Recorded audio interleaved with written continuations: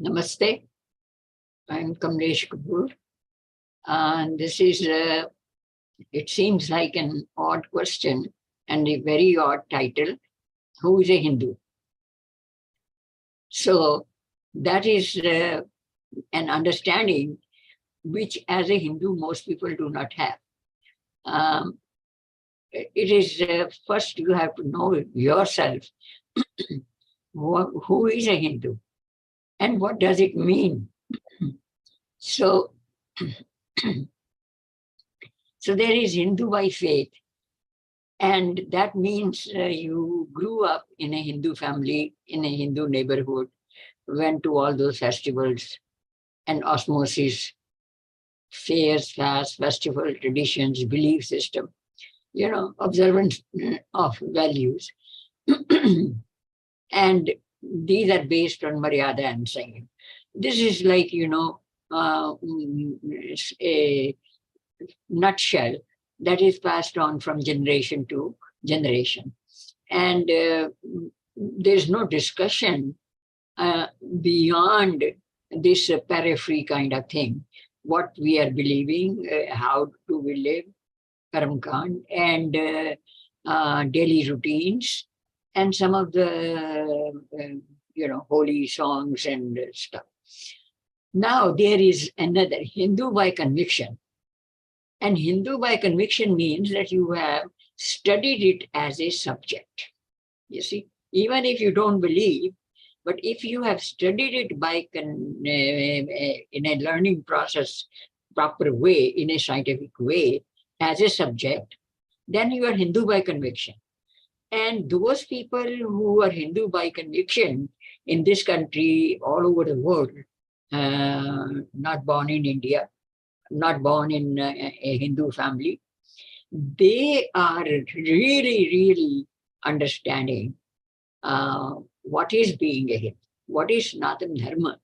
And though they don't raise questions like, I am Jain or I am Buddha or I am who and who, they simply understand what it is, the cosmic reality, and how we align with it. And they go through. So there's a learning process. I'll go through that in the next session when we are going to go over what is the learning process, how to teach. You see, certain things you learn from the osmosis and your parents, conversationally, or sometimes, more of actually on the TV, some kind of lectures. And these days, some cryptic social media messages. So now Hindu by birth, that is most people who call themselves Hindu, but they are also not Hindu. They have devised a category for themselves, which is known as secular. And a whole group of people I know in this country and in India, when they say, and they are Hindu born, when they say, I respect all religions, and the moment you say this sentence, you do not understand Hindu Dharma. And you are not a Hindu then. Because every other religion is a doctrine, a dogma. And if you equate a dogma with the reality, which is Sat Chit Anand, cosmic reality, beyond anybody's control, comprehension, and beyond a reference point. So if you do not understand this basic point, then you have a real, whether you know it or not, you have identity issue. If you respect all religions, you are equating in one sentence religion with the cosmic reality. What really is. Religion literally is realignment, and realignment of belief systems, you combine it together, created by a man or a founder. And this is another point that in the curriculum of every school system in this country, and probably internationally, they ask, who is the founder of Hindu Dharma, right? And I say that there is no founder, because these things come to me for checking the curriculum for Virginia State, and I say that there is no founder. And then the answer is you have to write somebody. Whose name I'm going to write? If you tell me the founder of the cosmic reality who created the universe, or who is in charge of this divine spark, which pervades through all the universes, then I can make the creation myself. So what is then the point? So that means that there is no founder. It is what we observe, what we perceive, and what we understand cognitively, and how much we follow that. I mean, it is that kind of thing. And there is no such thing as, somebody came here and created something. Nobody can create the universe. And everybody who came in this world as prophet or Bhagwan, they were all humans born to die. And something which is mortal cannot be immortal, cannot create an immortal world or the universe. So Hindu self-perception is absolutely essential. Who I am as a Hindu. What do I believe beyond what the parents say, beyond what a little bit of oral traditions and beyond what you learn from the books and not learn from the teachers. So this is where we're going to be. After answering this question, doing some introspection, then we are going to reach a point where we try to understand ourselves. Who are we? Self-perception. So introspection precedes, you assume or you understand a philosophy, a base, and then you perceive yourself, who you are. So historical roots. I can only say what are the historical roots known to us. And I would say that I'm not going to go to first one mantra, second one mantra, because the recorded time starts with the Himalayas. So Himalayas is just about 60 million years old. And in all the oral traditions and Samritis later on and Shastras, Himalaya is the main point. You see, ecology, a river system of the subcontinent, they are mentioned in that geography is mentioned in all of those traditions and verses. Now, so at first it was an oral tradition, and later on it was written down. Most of it was lost also down the line. Then there are 6 Shastras. They really tell you the science of Hindu Dharma. There is Mimamsa, which is analysis. There is Purva Mimamsa, there is Uttar Mimamsa, you see, hypothesis to deduction and deduction to verification, both kinds.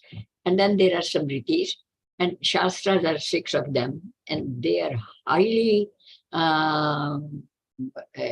technical in the sense for ordinary people, and that they are based on mathematics and physics, and of course, philosophy.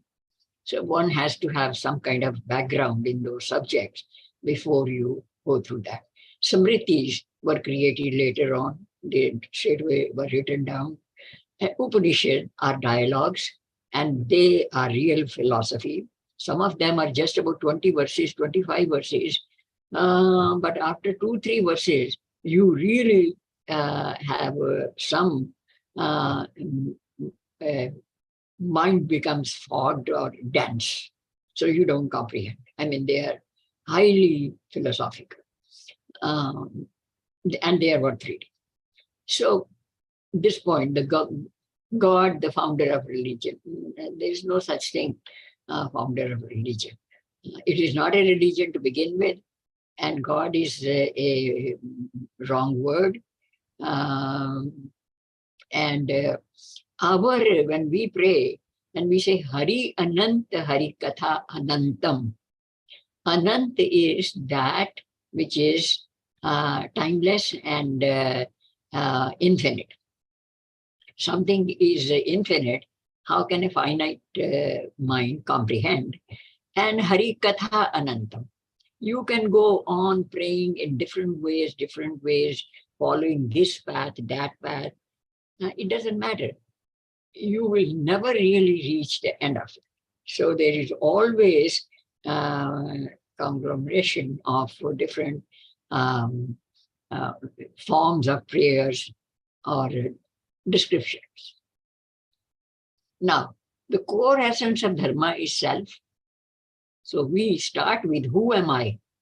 You see, when I started teaching in the colleges and everywhere to my own grandchildren, it started with self. Who am I?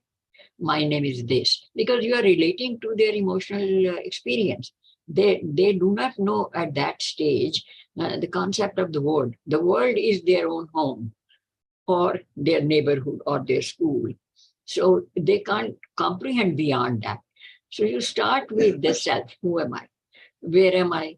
I am in the natural environment or living amidst nature. And then nature, Prakriti.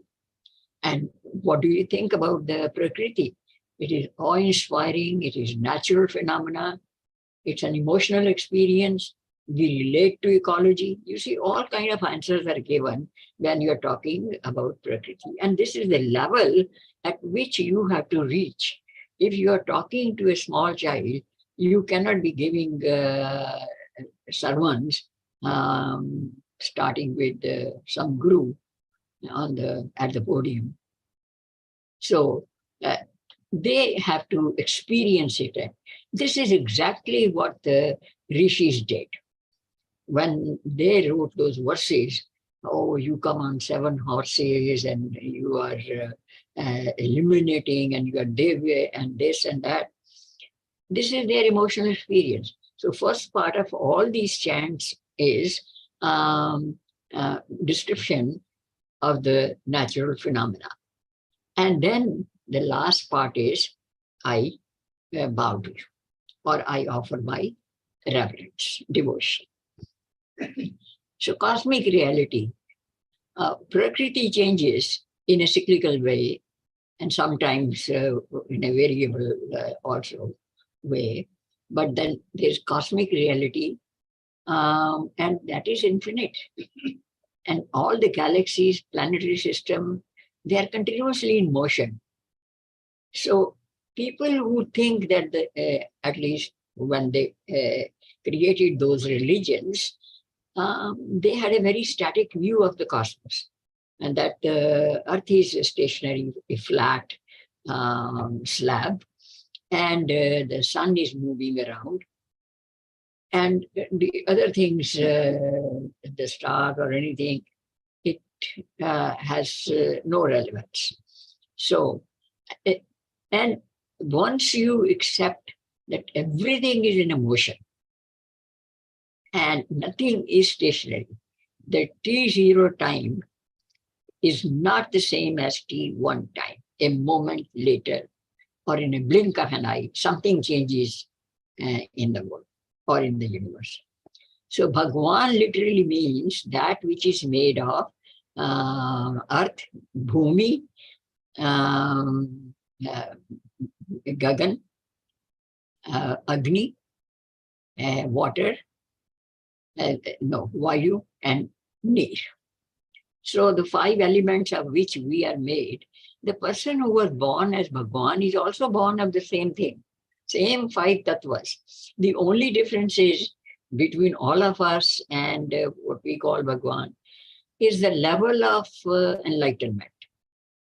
that tattva, Akash tattva, the Divya tattva, how expansive it is and how much it has a prior knowledge of the system.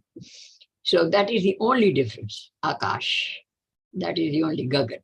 That's the only difference between us and Bhagwan, because they were all born to disappear. And that is Prakriti, like us. So I may be a little more enlightened, somebody else is more enlightened, and the Akash Tattva or Gagan Tattva is different.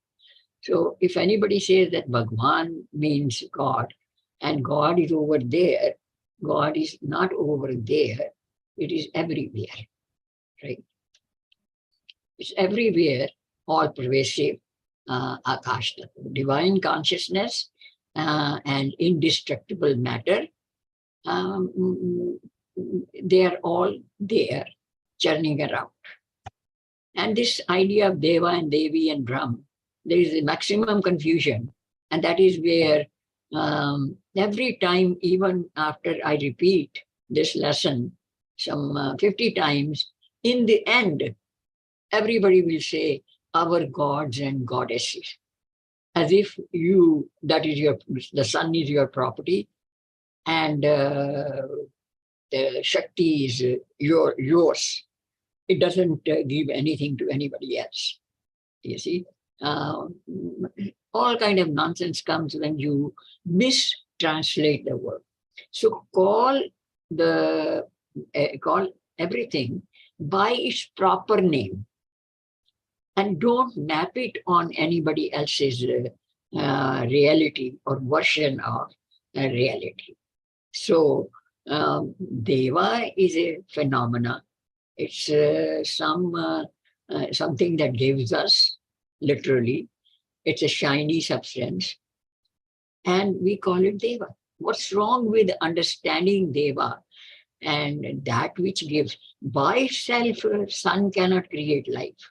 By itself, air cannot create life.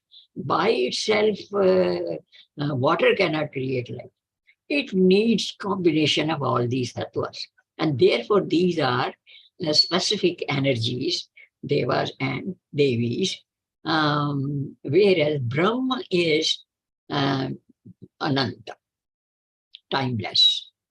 And if people have seen Mahabharata, the Virat Roop that they show, that is, if you see the picture of that, that picture was created by Hare Krishna artists. That picture is infinite. It doesn't seem to end. And because you don't know how to put down in a picture infinity, something which has no end. So devas are timeless energies, and they are not human. So they were born, and then Ganesh was born, and then Parvati was there. These are all timeless energies. Devi is Shakti, and Deva is the phenomena or the consciousness. So the question is finite versus infinite. Brahma is infinite, and finite is limited. Okay? So can we equate this with this? We cannot. And that is what we have to grasp, that A, we will never call these three as God or goddesses. Forget, you are talking about proper words which were used by those people. Whose benefit is that we are using translation and that also wrong translation? People have language designed to express their own emotional experience, which is related to their own ecology. If they did not have that kind of experience because of their circumstances or whatever, then they cannot have those words either. So one should not create myth. When we are translating this, we are creating a myth. So finite versus. And the best example of that in chant is the first prayer in Isha Upanishad. It starts with a prayer, Om Purnamada Purnamidam Purnat Purnam Udachyate. From the complete is born. Purnasya Purmadaya Purnameva Sheshyate. If you take away some complete thing from the complete, it still remains complete. What remains is complete. So, Purnam is infinite.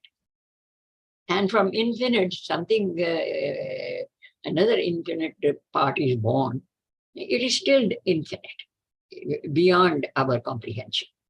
So that prayer is very relevant and mathematically correct also. So an overview of Hindu Dharma is this. The creator, Brahma, the supreme reality we know, Satchit Anand, or Asti Bhati Priyam, and then there are creation, there are cycles. It's a cyclical, like Vedic view believes in cycles. Actually, they did not have the linear year or linear calendar. It was 60-year cycle. So they view, Vedic view is nothing is linear. Everything is evolutionary, moving in spiral. Spiral go this way or that way. There are declines in civilization. There are decline in some,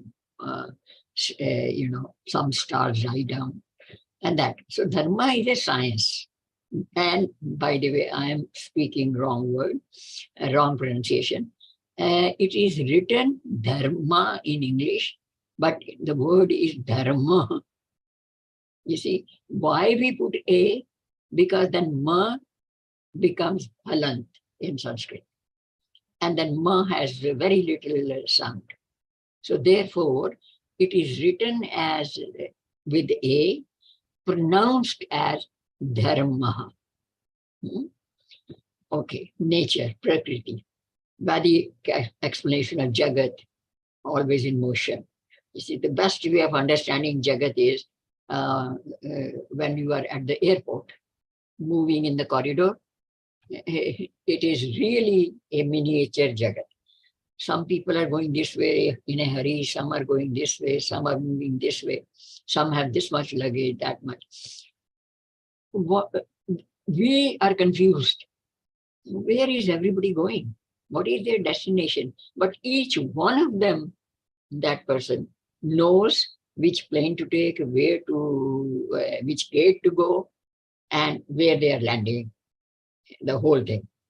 So this is Jagat. I may not know about the rest of the things going around, but I know my own destination, where I am going. And that airport example is very apt, because if you're sitting there waiting for your plane, just watch and enjoy the Jagat, because that is miniature Jagat. So Prakriti, we explain Jagat. Jagat literally means and that which is there and that which is moving, always in motion. Prakriti and samsara. Samsara is navigating through the dynamic world. So, and then self, what it is. I am made of 8 elements. The 5 are tattvas, the 3 are ahankar, ego, and mind. And that way it becomes 8. So the definition of dharma is dhareti iti dharma. That righteous conduct which puts us in alignment or in harmony with all of these components. Connect us, harmonize us with the Prakriti, and harmonize us with the family and living beings, humanity, and then finally try to connect it with the divine. And that is if we know this chart, this has all the components of what Hindu Dharma is. The self, Who am I? What am I surrounded by? Prakriti. How it is churning around us. And ultimately, some divine spark and some collective energy which is responsible for all this. And if I align with this, then I am moving towards self-realization. So, everything is science, you see. And if you see this thing, it is evolutionary also. Evolution is inbuilt in Hindu Dharma. How? And that is why I want people to understand, children. Everybody knows these things, by the way. I mean, all my audience knows, viewers. But when you're teaching to a person and transmitting that knowledge, your own experience, then you have to point out the relevance. For example, evolution is inbuilt because self grows in multiple layers, layer after layer. And pretty changes in a cyclical way, you see. And all of this is science. So when it changes and it is indestructible, reborn, recycled, the principle of recycling and environmentalism come.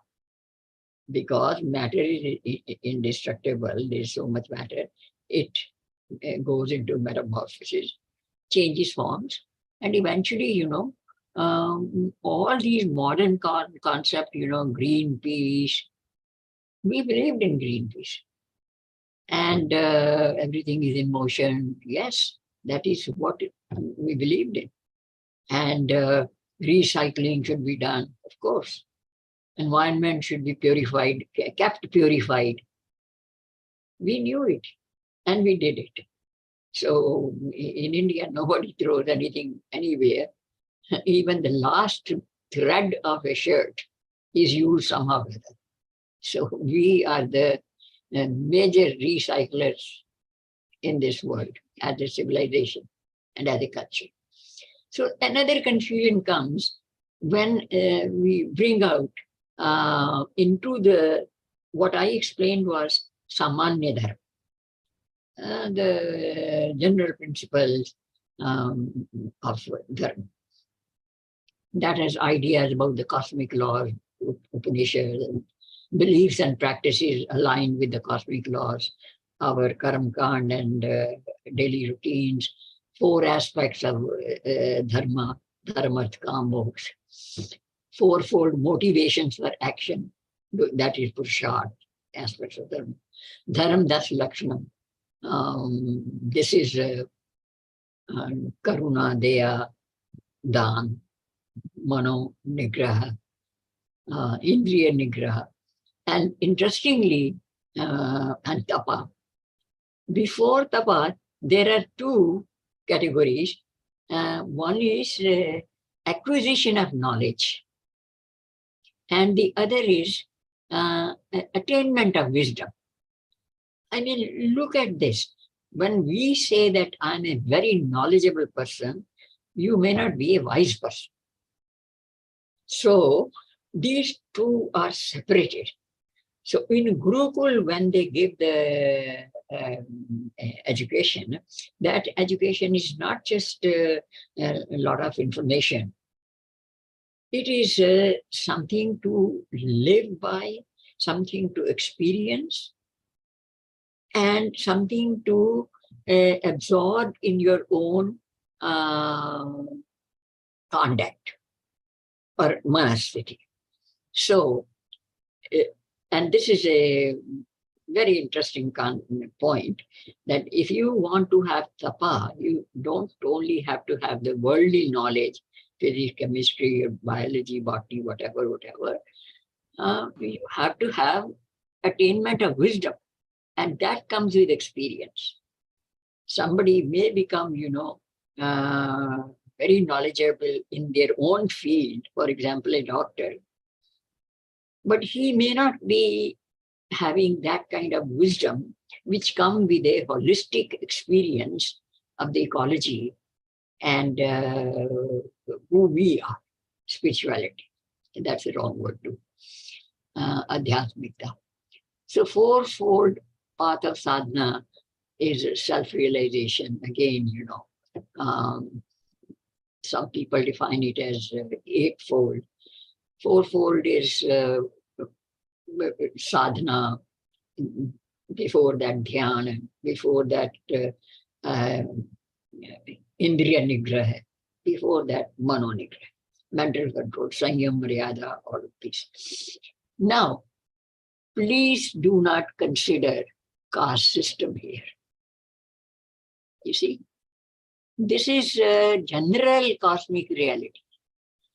Now we have Vishesha Dharma, which is specific dharma related to your own situation, and that is relative to your place and circumstance.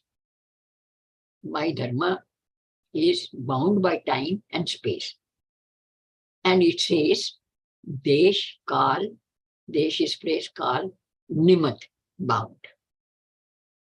So now, as a mother, my dharma is to look after my child, nurture, nourish, guide, give them value system, and be an advisor at some point. But Samanya Dharma says, I shall not tell any lie.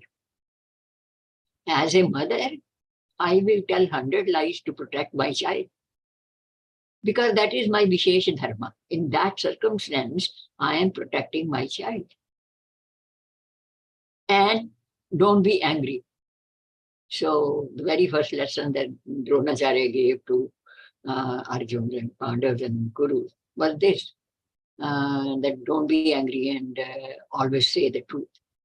I will not say the truth if it is necessary for the well-being of somebody. And I will be angry, not angry, but show the anger if the child is doing something wrong.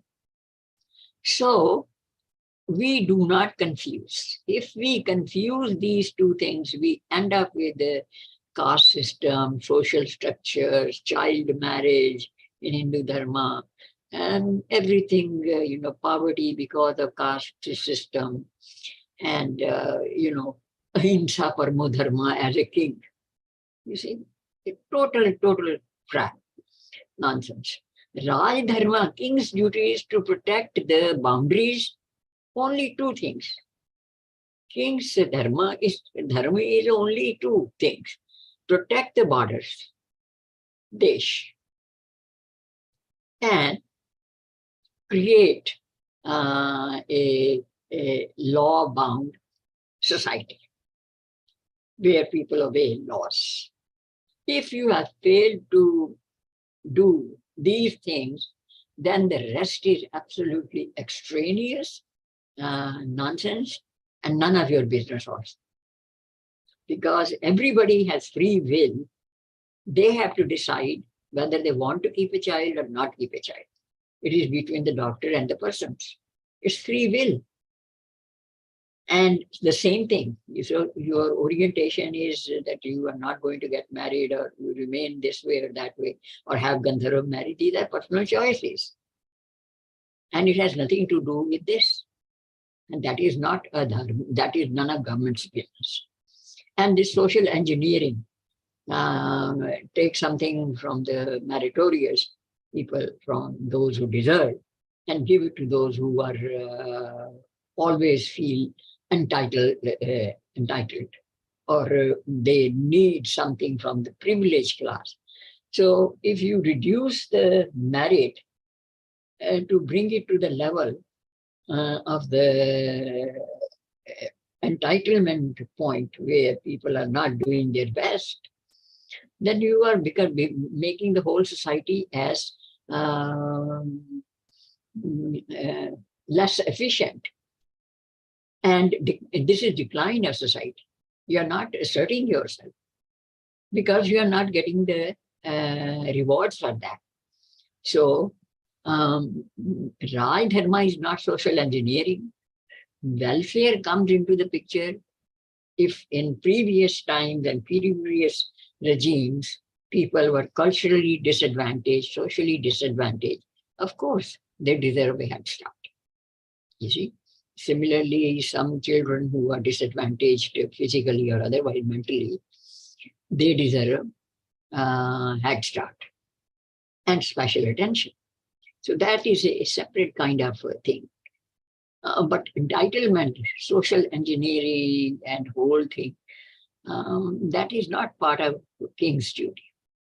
You protect the borders and give us crime-free society, and we are happy. We can enjoy being who we are.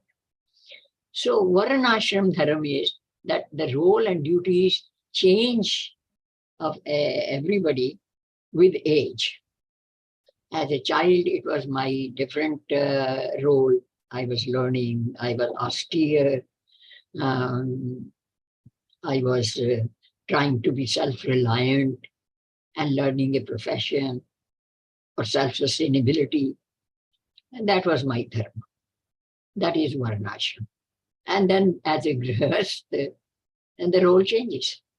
Okay, you are looking after and nurturing the family. And then after they have their own family, they're married, you have made them, then there is another transition that you become a little aloof and do something for society. Because you have 4 debts to discharge, and one of them is giving to society. And then there is renunciation, where you don't desire anything and you live kind of in your own world, which I kind of disagree. At that time, it could have had any meaning, but I personally feel that as long as you live, you are useful to society, and you are not a person, sitting in a cottage in a jungle, waiting for death. You see, I am not infirm, I am not disabled. So what makes me restrict myself and lie down on a bed and wait for death? That is that kind of. But renunciation itself is that you renounce the desire, renounce personal benefit, renounce thinking about your own. We are very slow.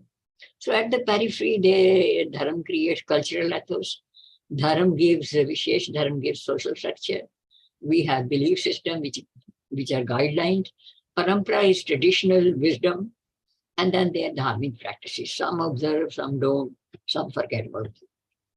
The calendar reminds us today is this. Now, this question was asked 3 days back, and in many conferences also. So this is infinite universe, and where it ends, nobody knows, and where it begins, we don't know. So it is not a line segment, 0 to 10. It is something, we don't know where it started, where it ends. So now, what is the difference between Buddha? Buddha did not deny any of this. And he did not say that I don't believe in caste system.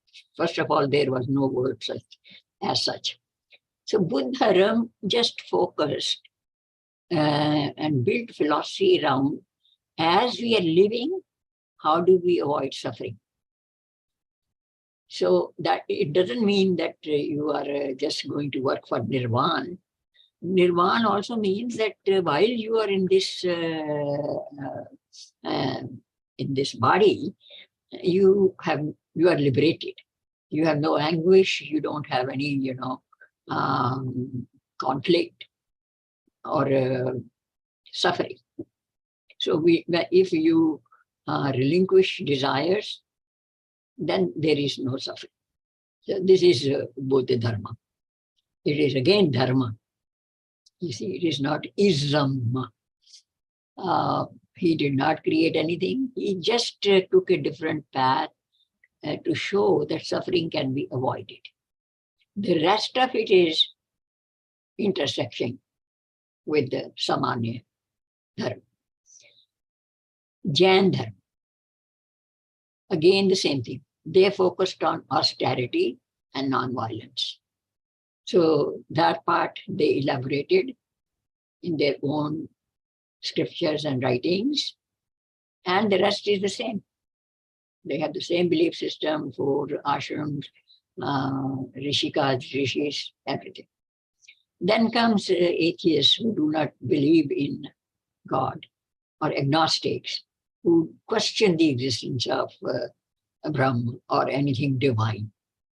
So these are Charvakas.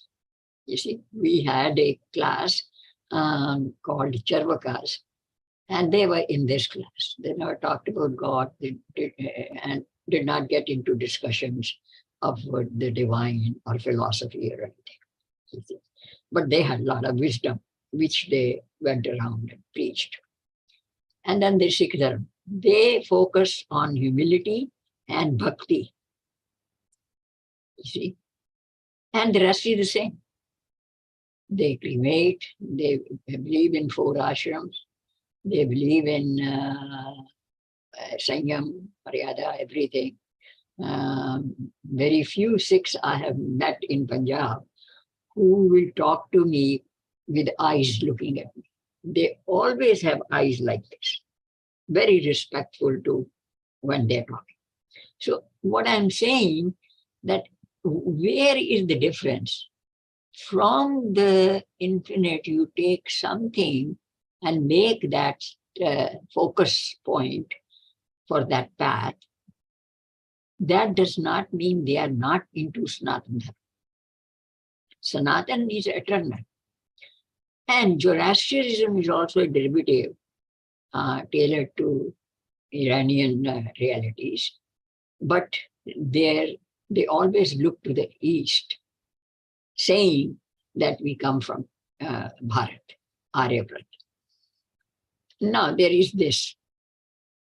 In infinity, there is a subset where there is nothing.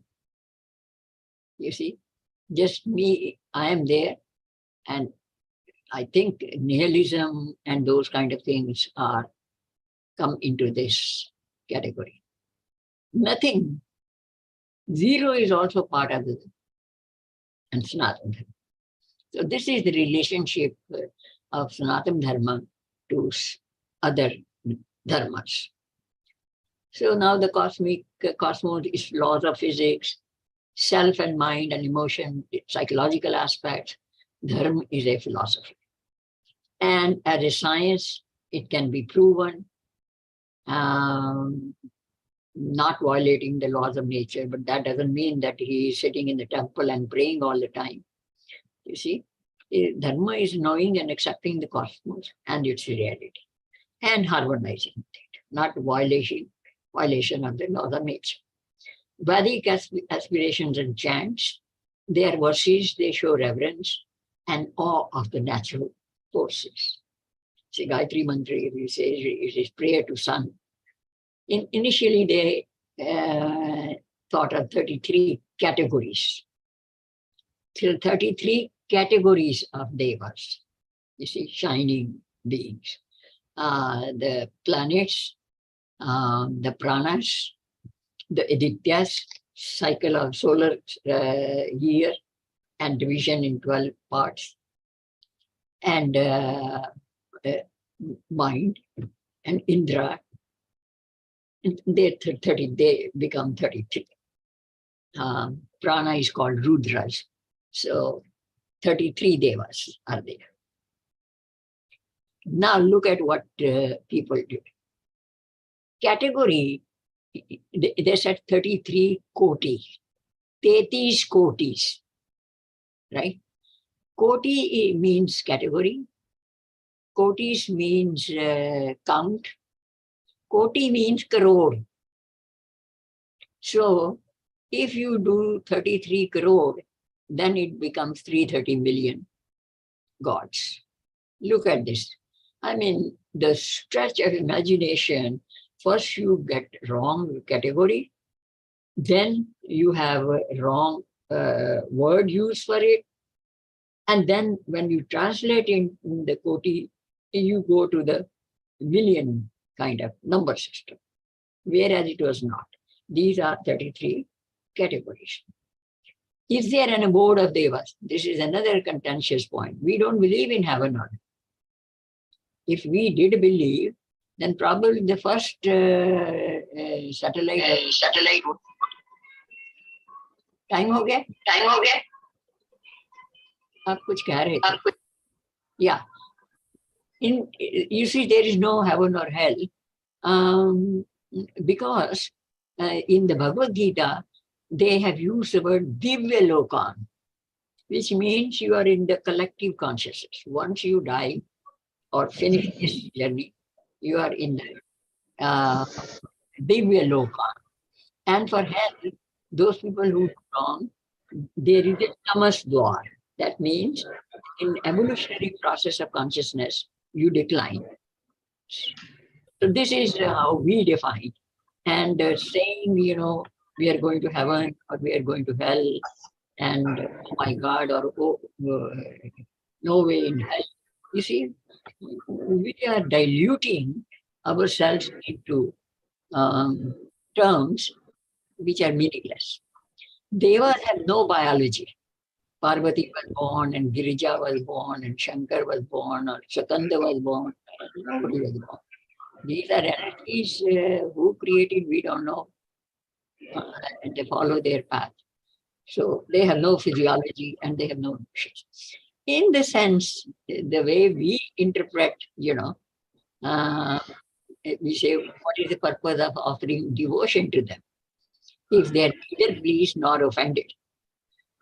What does that mean? That means we recognize that they can be beneficial to us and they can be angry with us.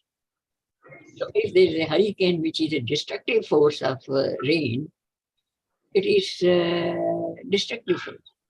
Devas are angry with us. Which deva, Indra deva, Vayu deva, stuff. And otherwise, rain is welcome. Without that, there will not be any, sustenance for us. So relevance in modern times. Scientists verify and describe these energies. The difference is they stop at verification and they accept. They say that this tallies and that. No, we go further. We go into manan, chintan. After verification and accepting the relevance of it or reality of it, then we go further into chintan, jnana, manan, absorbing and following in context. So, and you then understand what is environmentalism, conservation of resources, protection, Greenpeace, whatever. Just think, if they insisted on such an attitude, humanity would not have destroyed the environment. If they really had understood the cyclical nature of the Davic forces, they would not have destroyed everything. See? So it is man's limited version of reality. We don't say they are wrong, we say they are inadequate. And so is my knowledge and your knowledge. The scientific nature of Vedic Dharma. We do not study any subject in isolation. We look at the whole human being from different angles. So every person is a grain of sand in a vast desert. But still, I'm very relevant because each person has an enormous potential to change the social environment, to affect positively certain segment of society. So each person, individual, in its own way, is very relevant in this sansar. But otherwise, who are we? Just a grain of sand, blown away, coming, blown away. This is what the potential Hindus tries to understand. And this is self-realization. What I'm capable of doing, what I can do, for the benefit of everybody else, of humanity. All Hindu traditions are rooted in these scientific facts. There are no myths. What's going on? There are no myths, no fables, and no pretense to be sermons.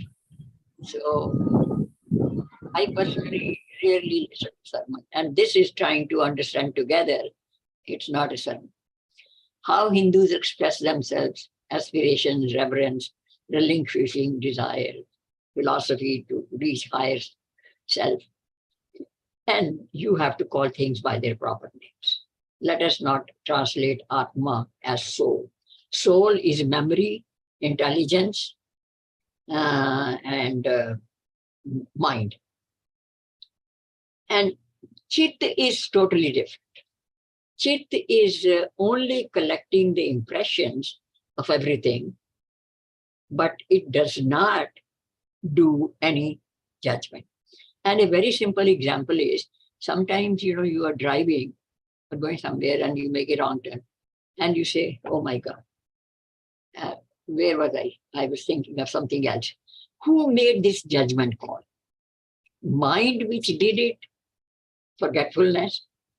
That is not making this call because that was forgetful.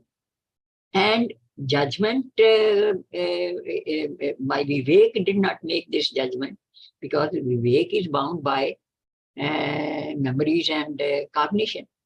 Cognitive ability did not make this. So somebody else prompted, hey, you did something wrong. Oh, stupid, you. This is Chit. So Chit is Atma, and that is part of the divine. And this is what they are looking for, trying to create the God element, they call it, divine element, in a laboratory in Lucerne, Switzerland. But outside they have Nataraj, huge statue of Nataraj. So, and there's a joke about that. I should not be taking too much time. So accepting sanctity of life, Hindus surrender to devas, relinquish their desires, whether they are inferior or in benevolence. Identity crisis is because of not understanding and not having the desire to understand. First, we don't have, in India, we don't have the strict kind of gurukuls where these are taught as a scientific subject, giving a certain kind of parameters and then expanding the parameters. And we don't define terms by their original meaning. So then somebody says, Varna ashram caste system is such a stigma on us, on Hindus. We must modernize that. This was a recent message passed on. I think millions must have got on the social media. We should modernize. How can you modernize something which is infinite? What will you add? What will you subtract? And where will you add a depth? How do you modernize? You see, these Hindus must have to rise above this identity crisis. And what is causing identity crisis? Because the temple priest is saying something, follow this without explaining. And Satgurus, not one, but that variety of people, they come out as if, they are know-all and they consider everybody else lesser human beings and they are in control. God's voice, straight coming, intermediaries like in Christianity, the priest, the middleman. So I don't believe in middlemen, even though I respect many saints. And they don't have they have no desire to learn. You see, that book, simple book, Hindu Dharma Teaching Guide. I know one person who studied it. Whether he passed on to his children, or not, I don't know. But learning yourself and evolving and understanding is one thing. Passing on that knowledge to others, to your next generations, is another contribution. So this identity crisis, how to conquer, how to create strategies, teaching Hindu Dharma in a scientific way from a small child then to a higher level, and that will be the understanding dimensions of being a Hindu and what is nature worship and reincarnation, global human beings, where we can go and not going, what we are and we don't know who we are. All of these things will be the part two. And another point very important, which is used in the last, after Modi became the prime minister, that is Hindutva. Somebody said, I believe in Hindu Dharma, but I don't believe in Hindutva. What is Hindutva? It is like saying that I am real. I believe in being real, but I don't believe in reality. I'm a person, I don't believe in personality. Tattva is the core essence. Core essence of Dharma I have just explained. So what's wrong with the Hindutva? That is what you have to understand. And those political twistings and, emphasizing extraneous stray issues and labeling it as a generality and sociological interpretation, we have to rise above that and come to basics. Who we are, what were our seers saying, what was their aspirations, and do they have any relevance today? Yes, they have. And who we are and where we are. So alignment. So far we had that. And I guess that should be enough. And now if you have any questions, all the questions are given in the, I am not able to get rid of it. What should I press? Stop share? Yes. Stop share? Yes. Stop share. Okay. All right. Stop share. Now. Yeah, if anyone has questions, they can unmute and ask. Namaste, Kamleshji. I have a question. Like yesterday, a group of we had a Satyanarayana Vratam in one of our friends' house, and all obviously all those who came were Hindus. So we were having a small discussion about how Hindus keep greeting each other for Christmas, for Eid, even in Hindu groups. Whereas in we don't find that the same in Muslims, among Muslims or Christians. So the main objection that I get is not all Muslims or Christians are bad. It's only a small minority who are bad. And the second thing is our dharma is all about Vasudeva Kutumbakam, and it's all embracing. We should be tolerant, respect other religions. What I'm bothered about it sends confusing signals to our kids and to the next generation about our practices. So how do you answer such questions? Yeah, this is, I was going to say that I created 20 points where non-Hindus, realized Hindus, ask the question in the light of their own religion. You see, using those words like salvation and priest, the role of priest and stuff like that. So I made, and these are actual questions given to those people who are doing a PhD in philosophy or PhD in religions, you see, comparative religions. So the education system has created a 20 points that for your thesis, you have to interview some Hindus and ask these questions. Where do they stand? And I included that in the book. I can send it, post it wherever you want me to, because that exists independently. As far as this other religions are concerned, they are other religions, okay? Not dharma tradition. This is a sociological structure and a certain belief system borrowed from here and there. And then it has a political objective.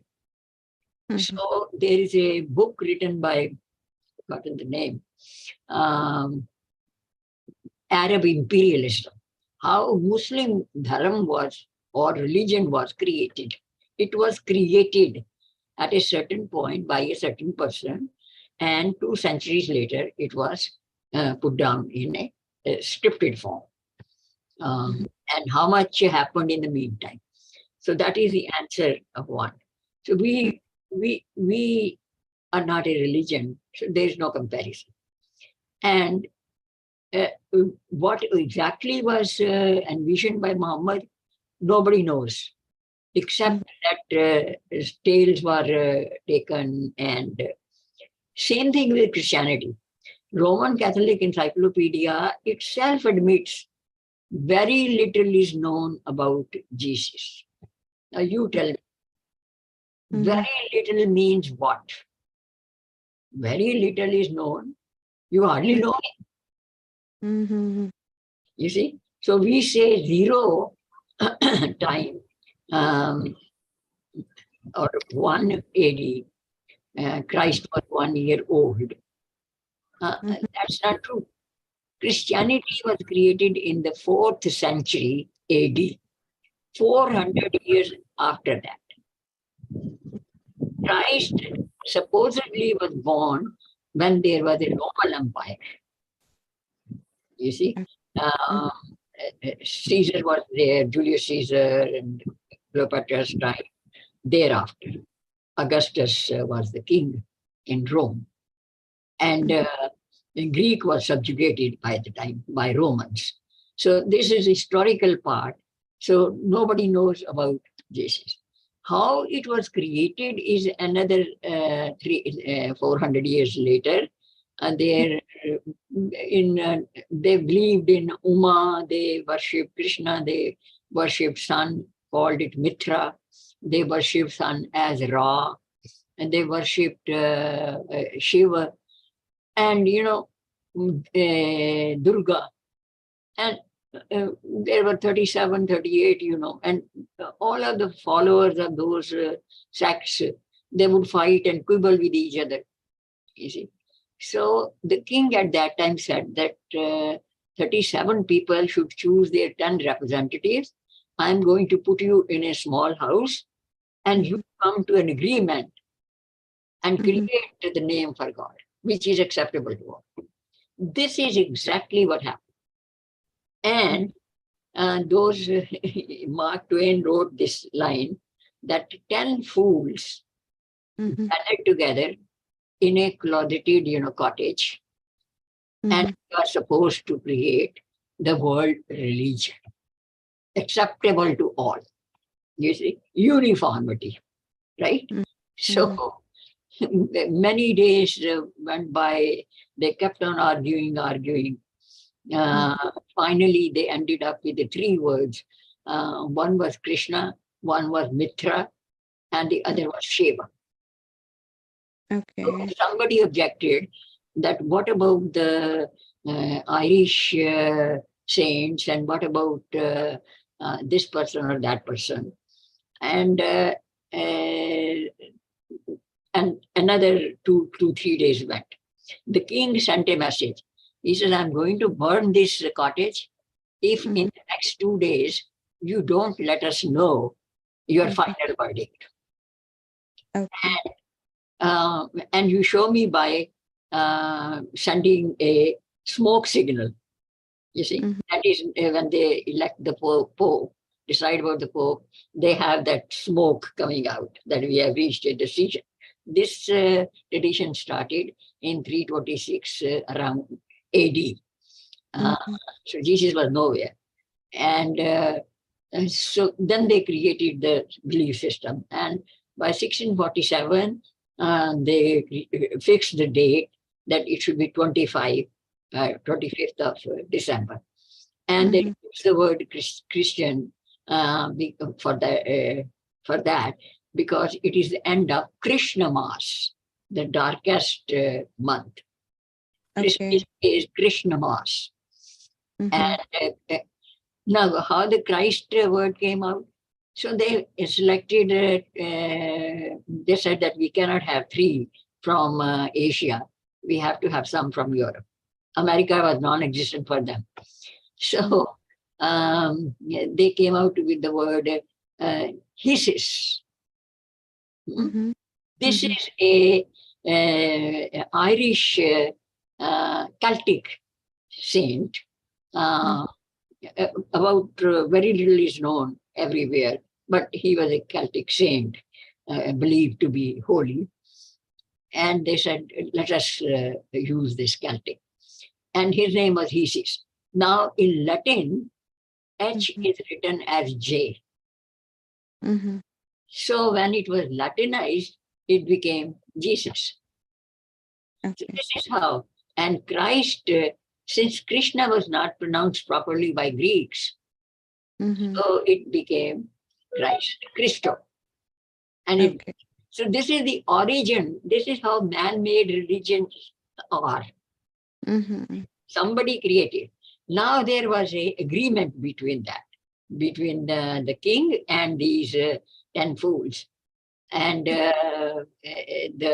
these people said that we are now holy. We are considered the bishops or, messengers. And we will promote this religion all over the world. And wherever we promote this religion, you become the king. So this is Christian. You understand how, the history is connected with these.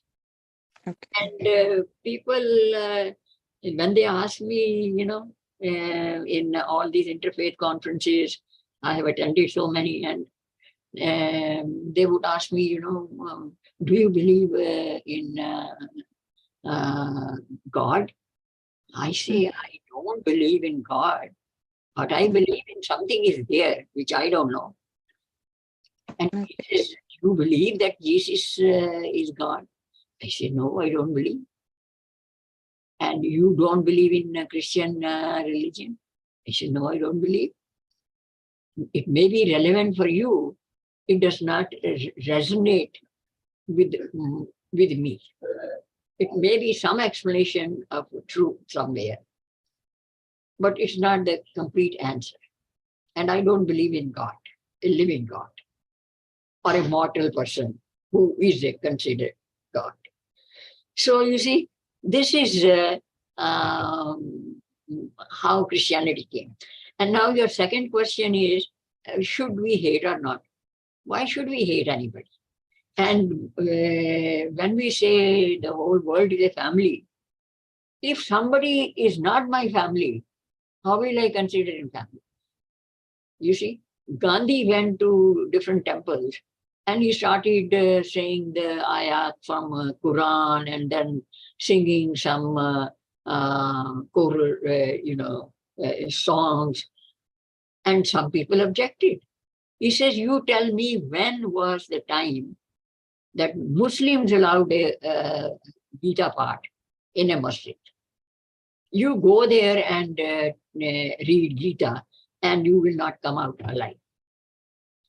So you see, we created ourselves a certain limitation and made ourselves extremely weak. Because we consider, and when you say not all Muslims are bad, nobody says all Muslims are bad. Some of the Shia Muslims are very good people, but those who were good people, they ran away from their Muslim countries and came here. And I know several of them. My doctors, my surgeons, I know them, I respect them. But by and large, a Muslim is supposed to be violent, killing, fearless. His life does not matter, but he has to convert everybody. Every Friday, they are reminded into it. And children are taught how to handle and kill at the age of 8. And they believe in genital mutilation without giving anesthesia. What is the meaning of that? That the child should be so tough that he is not afraid to die for a concept. God is a concept, man-made concept. And you are toughening yourself to kill others for that, for your concept. So as a generality, I am saying that it is, I would not trust. I would not trust. It doesn't mean that they are not my friends, some are. But as a community, as a general group, they only believe in violence. Violence against their women, against their children, against everybody. And it is preached every Friday. That is why most of the violence occurs on Friday, bombing and patharbazi and everything. And Christians, individuals might be different, but once you believe in exclusive God, because in the interfaith dialogue, at the end of the dialogue once, it was in a university, the moderator asked that how many faith traditions are inclusive. So I raised hand, and this was there, he raised his hand. All the different varieties of Christians and Muslims, and there was one group, Sufi also, and they said, we believe in exclusive. In other words, your God is my enemy, and by the same token, my God seems to be your. So this whole thing, my God, your God, is crap. And Sanatana Dharma does not believe in that. You may not know the reality, complete reality, but that doesn't mean that I am going to limit myself to what you believe. Then where is the free will? You live, let us live. So I firmly believe that cross-religious Hindu religion is very inclusive. If others are exclusive and don't give an inch to you, then you are making a wrong bargain in that marriage. When you are giving everything and the other person is expecting you to accept him in reality, it should be cultural fusion somewhere along the line for the marriage to work, or for any community to coexist. You see? So that is the point. I hope I answered your question. So I would not say that all Muslims are not bad. I will say some Muslims are very good. But generality is different. Same thing applies to Christians. And now the Sikhs are going the same way because this is politics of it. This is politics, pure. They themselves said imperialism. Christian imperial, holy empire. What is holy empire? You know, in one of the evening classes, I was invited to speak about, and I challenged them that there is no such thing as holy empire. What is holy about it? You conquer people, torture them, destroy their temples. What becomes holy there? You call it holy empire. Empire is. It is empire. Right? But it is not, I would not call it holy.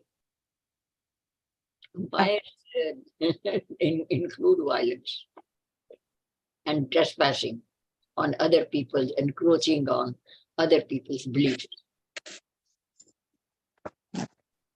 Okay. Thank you. Any other question? How do you expect Sanatan Dharma to survive then? Sanatana Dharma is very simple. To say it's surviving.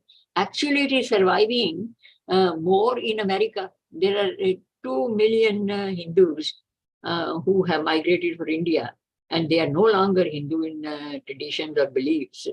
They are pseudo-secular and pretending to be respecting all religions, not knowing anything about anything. But 20 million people, Americans, are Hindus. And worldwide, a large population is becoming Hindu. In Russia, there are Hindus. Gypsies were Hindu, they still are Hindus. And Zoroastrians are very close to Hindus. And Hare Krishna movement has done something extraordinary. And what is that? That they spread everywhere. They were shunned, they were ridiculed, they were attacked. Legal cases were filed against them. Bogus accusations were labeled on them.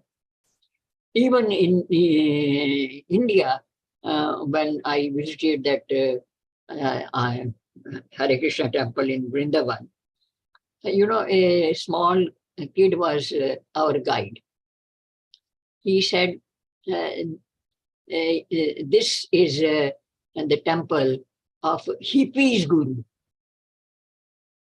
You see, guru of drug addicts.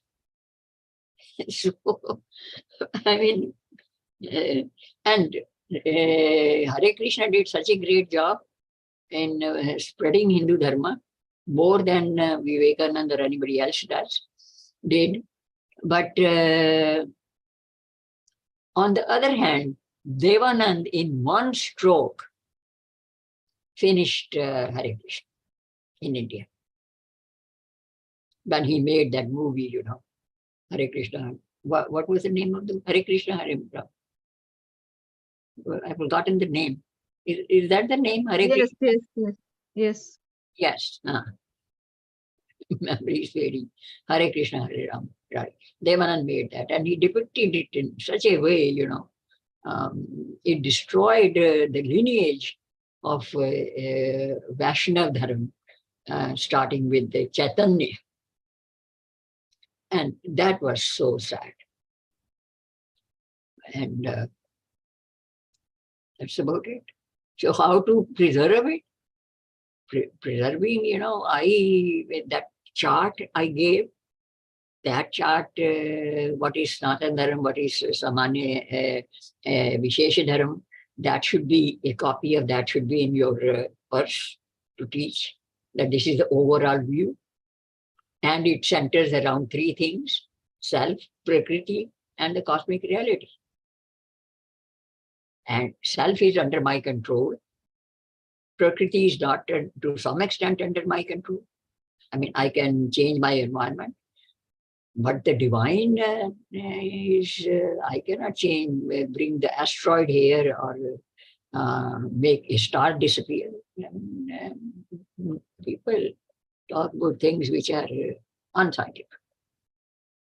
Make no sense. So, any other question?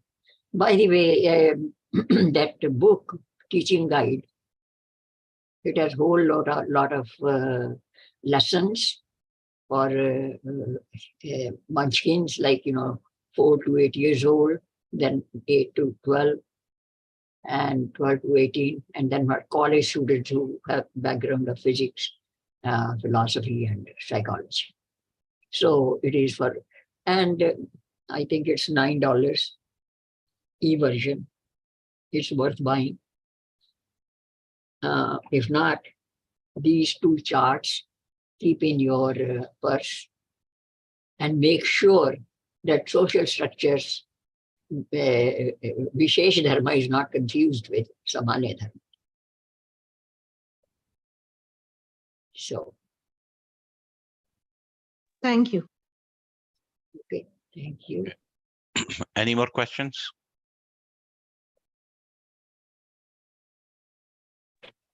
No question, just a comment. I think this was very enlightening talk for me. Thank you, Auntie.